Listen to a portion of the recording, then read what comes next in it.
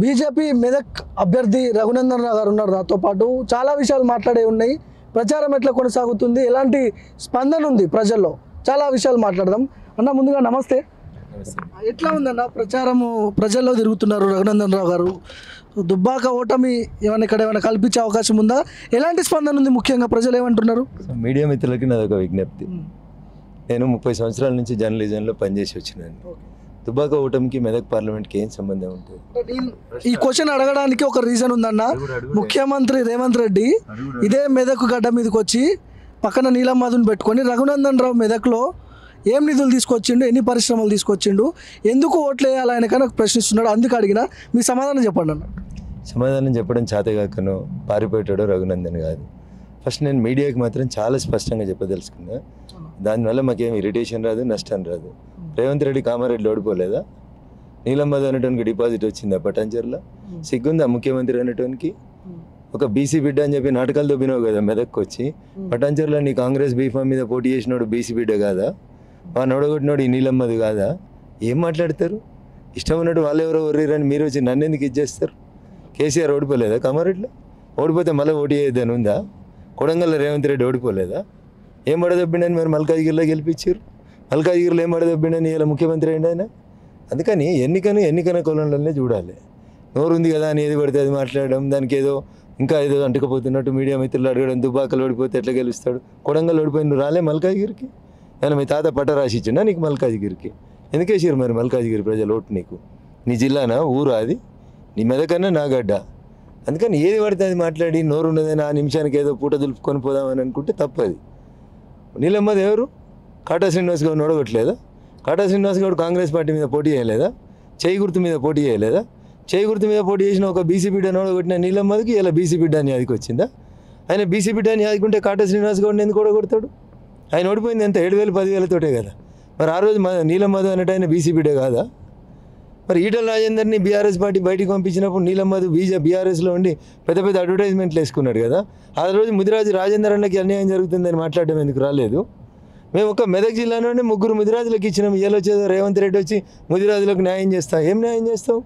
119లో ఒక ఆయన గెలిచిండు ముదిరాజ్. అది మీ కాంగ్రెస్ పార్టీకి వెళ్ళి గెలిచిండు. అది నీ సొంత జిల్లా పాలమూరుకి వెళ్ళి గెలిచిండు. ఆయనకు మంత్రి పదవి ఇచ్చే సూరత్ లేదు. నీకు వచ్చేదో ముదిరాజులకు న్యాయం చేస్తా అని మెదక్లో పొంగరాలు దొబ్బిపోతావు. అందుకనే బూతులు వస్తూ ఉంటాయి. అట్లా ఏది పడుతుంది నోరు ఉందని మాట్లాడితే మాకు మాట్లాడరాదు ఏంది? నరేంద్ర మోడీ ఏమి ఇచ్చిండే పుస్తకం పంపించిన చదివి సమాధానానికి రమ్మని చెప్పుండ్రు. సో ముస్లిం రిజర్వేషన్లు రద్దు చేస్తాం, బీజేపీకి ఓటేస్తే రిజర్వేషన్లు అన్నీ కూడా రద్దు చేస్తారు అని కాంగ్రెస్ ప్రచారం చేస్తుంది. దీని మీద అంశాలు ఈ రెండు వేరు అంశాలు. భారతరత్న డాక్టర్ బిఆర్ అంబేద్కర్ రాసినటువంటి రాజ్యాంగం ముస్లింలకు కానీ ఏ మతానికి కానీ మతపరమైనటువంటి రిజర్వేషన్లు చెల్లవు అని చెప్పింది. మేము అంబేద్కర్ గారిని గౌరవిస్తాం, అంబేద్కర్ గారు రాసిన రాజ్యాంగాన్ని గౌరవిస్తాం. మీరు గౌరవిస్తారా, గౌరవించారా? ముస్లిం రిజర్వేషన్లు చెల్లవని సుప్రీంకోర్టు చెప్పింది. ఇంకా మళ్ళీ ముస్లిం రిజర్వేషన్స్ ఇచ్చుడేంది? ఎస్, ముస్లిం రిజర్వేషన్లు నాట్ ఓన్లీ ముస్లిం మతపరమైనటువంటి అన్ని రిజర్వేషన్లకి డాక్టర్ బిఆర్ అంబేద్కర్ గారు రాసినటువంటి రాజ్యాంగం వ్యతిరేకం. కాబట్టి తప్పకుండా మేము ముస్లిం రిజర్వేషన్లు రద్దు చేస్తామని మా పార్టీ చాలా స్పష్టంగా చెప్పిందే చేస్తాం మేము. ఇది ఒక అంశం. రెండో అంశం, రిజర్వేషన్లు రద్దు చేస్తారు. రిజర్వేషన్లు రద్దు చేసేది ఉంటే అగ్రకులాల పేదలకి 10% ఈడబ్ల్యూఎస్ రిజర్వేషన్స్ ఇచ్చింది ఎవరు? నరేంద్ర మోడీ గారు కాదా? కాంగ్రెస్ పార్టీ ఇచ్చిందా? అందుకని రిజర్వేషన్లు ఎత్తేస్తారనేటువంటి మాట తప్పుడు మాట. ఆ మాట చెప్పి 4 ఓట్లు పొందుదామనేది రేవంత్ రెడ్డి నయా నాటకం తప్ప ఇంకొకటి కాదు. కేసీఆర్ కూడా నల్గొండలో మాట్లాడుతూ ఒకళ్ళేమో దేవుడి పేరు చెప్పి ఓట్లు అడుగుతున్నారు, ఒకళ్ళేమో దేవుడి మీద ఓట్లేస్తున్నారు ఓట్ల కోసం. ఇదంతా ఎన్నికలలో స్టంట్ అంటున్నాడు కేసీఆర్. ఏం చెప్తారు? ఈ ఎన్నికలలో కేసీఆర్ది నెత్తి కాదు, కత్తి కాదు. కేసీఆర్ ఇచ్చేది లేదు, సచ్చేది లేదు. ఇప్పుడు 0 సీట్లు గెలుస్తామనే భయంతో కేసీఆర్ బస్సు యాత్ర వేసుకొని పార్టీ చచ్చిపోతుందని ఏది పడితే అది మాట్లాడుకుంటూ తిరుగుతున్నాడు. గల్లీలో కాంగ్రెస్ ఉంది, ఢిల్లీలో బీజేపీ రాబోతుంది. ఇంకా కేసీఆర్ పాత్ర ఏముంటుందన్న? గల్లీ నీది కాదు, ఢిల్లీ నీది కాదు. నువ్వు రెండోసారి ముఖ్యమంత్రి అయిన తర్వాత సారు కారు 16 ఢిల్లీలో సర్కార్ అంటేనే 14 సీట్లు ఉన్న మిమ్మల్ని 9 సీట్లకు దించిరు జనం. ఇలా సారు లేడు, కారు లేదు, సర్కారు లేదు. ఇంకెందుకు వేస్తారన్న నీకు? మెదక్లో రఘునందన్ ఓడించడానికి ప్రత్యేకమైన ఫోకస్ పెట్టిండట కేసీఆర్, హరీష్ రావు. ఎట్లా ఎదుర్కొంటారు మీరు? ఏమున్నదన్న, పైసలు ఉన్నాయి, ఓటుకు 2,000 ఇస్తాం, 5,000 ఇస్తాం అంటారు. నేను చెప్తున్నా ఓటర్ మహాశైలకి 1,000 2,000 తీసుకోకుర్రి, తులం బంగారం అడుగుండ్రి. వేల కోట్లు లక్షల కోట్లు దోసుకున్నారు కదా. హరీష్ రావు అనేటోడు 1,00,000 కోట్లు సంపాదించిండు కదా. ఈ 20 ఏళ్ళు ఆయన ఎమ్మెల్యే పదవిలో 1,00,000 కోట్లు సంపాదించుంటాడు హరీష్ అనేటోడు. అవన్నీ తులం బంగారం చొప్పున వంచుండ్రి. 3 ఏళ్లలో ఎమ్మెల్సీ అయి ఎకరా 10 కోట్లు 100 కోట్ల చొప్పున 10 ఎకరాలు కొనుక్కుంటే 1000 కోట్ల ఆస్తి సంపాదించిండు ఎమ్మెల్సీ అయి. ఒక్కనికి వచ్చి మెదక్ జిల్లాలో ₹1 సాయం చేయలే వెంకటరామరెడ్డి. గజంటు వెంకటరామరెడ్డికి ఎందుకు ఓటేస్తారు? ఏమున్నదని ఓటేస్తారు? ఎందుకు వేయాలి?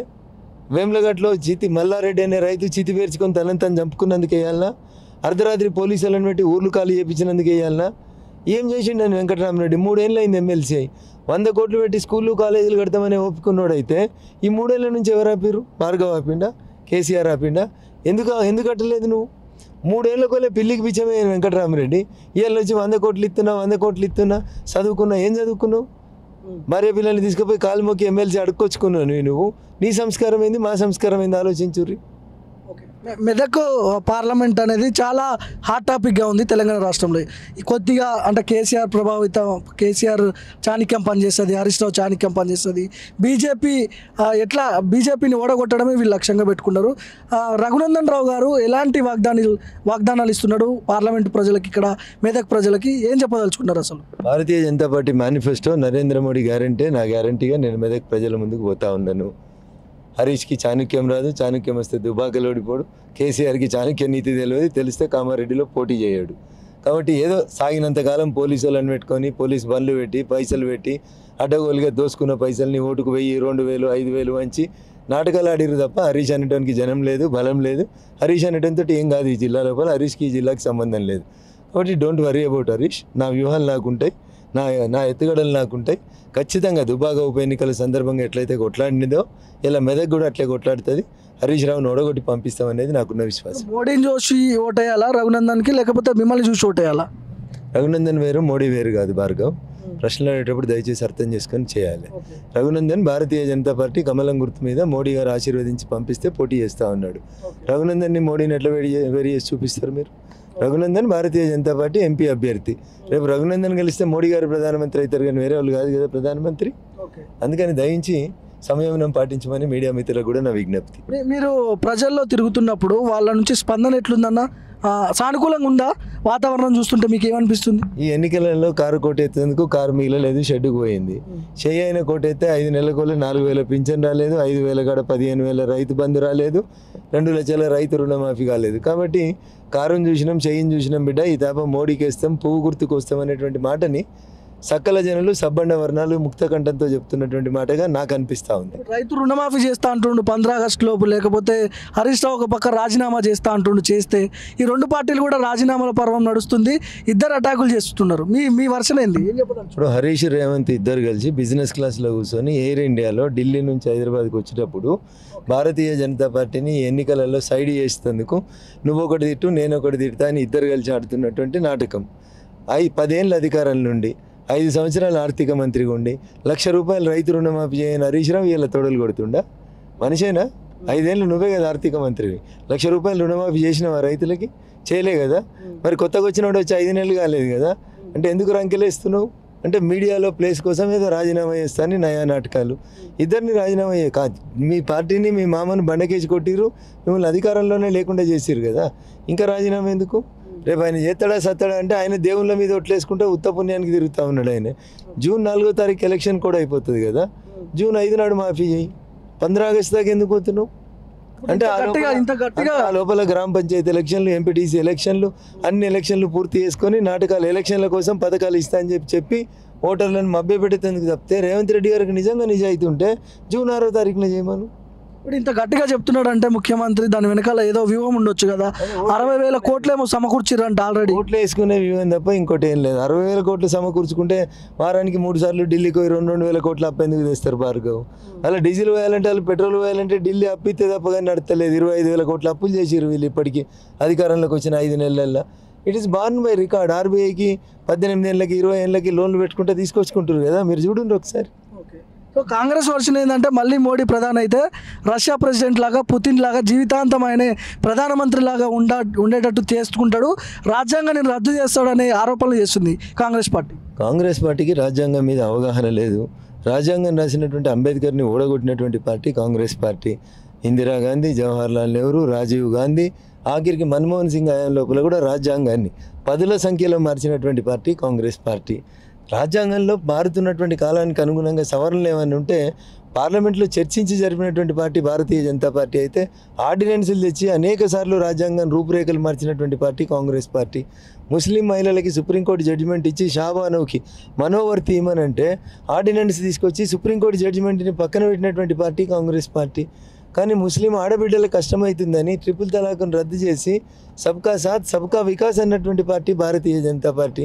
ప్రజలు కోరుకుంటే, ప్రజలు ఆశీస్సులు ఉంటే నరేంద్ర మోడీ బతికినంత కాలం ఈ దేశానికి ప్రధానమంత్రి ఉంటాడు. దానికి రాజ్యాంగం మార్చాల్సిన అవసరం ఏముంది? బీఆర్ఎస్ నాయకులు కానీ రేవంత్ రెడ్డి కానీ మెదక్ వచ్చినప్పుడు రఘునందన్ని టార్గెట్ చేసి మాట్లాడుతున్నారు. ఎందుకు రఘునందన్ టార్గెట్ ఎందుకు అవుతున్నాడు? ఏ చెట్టుకైతే కాయలు ఉంటాయో ఆ చెట్టు మీదనే రాళ్ళు పడతాయి అన్న. రఘునందన్ మాట్లాడితే ప్రజలు విశ్వసిస్తారు, రఘునందన్ మాట్లాడితే జనం నమ్ముతారు. కాబట్టి ఆ మాట్లాడే గొంతుని, ఆ ప్రశ్నించే గొంతుని, పేద ప్రజల గొంతుకగా ఉంటున్నటువంటి గొంతుని బొంద పెట్టేస్తే మమ్మల్ని అడిగేటోడు ఎవడు ఉండడు, పొద్దుగల దోస్తానం చేసి అమ్ముకోవచ్చు అనేది కాంగ్రెస్ బీఆర్ఎస్ల యొక్క కుతంత్రం తప్ప మరొకటి కాదు. వెంకటరామిరెడ్డిని బీఆర్ఎస్ అభ్యర్థిగా పెట్టడాన్ని అంటే మీకు యాంటీగా పెట్టారు అనుకోవచ్చా? ఏ ఈక్వేషన్తో పెట్టరు? అసలు ఏంటి వాళ్ళ అజెండా ఏంది? మీకేమనిపిస్తుంది వెంకటరామిరెడ్డిని బీఆర్ఎస్ సభ్యగా పెట్టడాన్ని? అమ్ముకున్నారు, పైసలు ఉన్నాయి వెంకటరామిరెడ్డి దగ్గర, 1000 కోట్లు ఉన్నాయి. బహుశా కేసీఆర్కో హరీష్కో బినామీ అయ్యి ఉంటాడు. ఆ 1000 కోట్ల ఆస్తుల్ని కాపాడుకుంటేందుకు వెంకటరామిరెడ్డి అనేట ఆయనకి ఎంపీ పదవి ఇచ్చారు. ఒకవేళ నిజంగా ఆయనకు 100 కోట్లు పెట్టి స్కూళ్ళు కాలేజీలు పెట్టి దవాఖానాలు కట్టాలన్న ఆలోచన ఉంటే ఎమ్మెల్సీ పదవి ఇంకా 4 ఏళ్ళు ఉంది కదా భార్గవ. ఇప్పుడు చేయమని ఎవరు వద్దంటారు? గెలిపిస్తే చేస్తాను బ్లాక్మెయిల్ అయింది. ఇప్పుడైతే ఆయన ఎమ్మెల్సీ కదా, దాదాపు 2.5-3 ఏళ్ళు అయింది కదా ఎమ్మెల్సీ. ఇంకా 3.5 ఏళ్ళు 4 ఏళ్ళు ఉంది కదా ఎమ్మెల్సీ పదవి. ఇప్పుడు చెయ్యి. మొన్న జనవరి 1st చేయనుంటివి 21 ఎమ్మెల్సీ అయ్యిండు. 21 చేయొచ్చు కదా భార్గవ, 22లో చేయొచ్చు కదా, 23లో చేయొచ్చు కదా. చేసిండా? ఇప్పుడు ఎందుకు యాదికి వస్తారు మెదక్ జిల్లా ప్రజలు? ఆయనకి ఎందుకు యాదికి వస్తున్నాయి 100 కోట్లు? ఏమిలే, ఆయన కప్పం కట్టిండు కేసీఆర్కి, ఎమ్మెల్సీ పదవి కొనుక్కున్నాడు. మళ్ళీ కప్పం కట్టిండు, ఎంపీ అయితే ఢిల్లీలో పోయి ఇంకొంచెం ఆస్తులు సంపాదించుకోవచ్చు అని ఆయన దుర్మార్గమైన కుట్ర. మీరు ఆధారాలు లేకుండా వెంకటరామిరెడ్డి మీద ఆరోపణలు చేయడం ఎంతవరకు కరెక్ట్ అన్నా? రఘునందన్ రావు మాట్లాడే ప్రతి మాట అక్షర సత్యం. ఆధారాలు లేకుండా అనేటువంటి మాట భార్గవ మాట్లాడడం అనేది బాధాకరం. అవినీతి చేసిండని ఆరోపణలు ఉంటే సరిపోదు కదా, ఆధారాలు కూడా ఉండాలి కదా. రాధాకిషన్ రావు అనే డీసీపీ చెప్పిండు, టెలిఫోన్ ట్యాపింగ్ లోపల అరెస్ట్ అయినటువంటి రాధాకిషన్ రావు అనే డీసీపీ చెప్పిండు, నన్ను రాజపుష్ప అనేటువంటి విల్లాస్కి పిలిచిర్రు. అక్కడ వెంకటరామరెడ్డి వాళ్ళ ఇల్లు ఉంది, జాయింట్ ఫ్యామిలీ ఇల్లు, 4 అన్నదమ్ములు ఉంటారు. అక్కడ పైసలు ఇచ్చిర్రు. నేను అక్కడ ఒక ఎస్ఐని డిప్యూటీ చేసిన. ఆ ఎస్ఐకి ప్రభుత్వ వాహనము, ఒక ఐఫోన్ కొనిచ్చి ఇచ్చినాం. దాంట్లో వాళ్ళు వేరు ప్రదేశాలకి డబ్బులు తరలించిండ్రు అని చెప్పి రాధాకిషన్ రావు చెప్పిండు. ఇది ఆధారం కాదా? మరి ఇంకా ఆధారాలు ఏం కావాలి?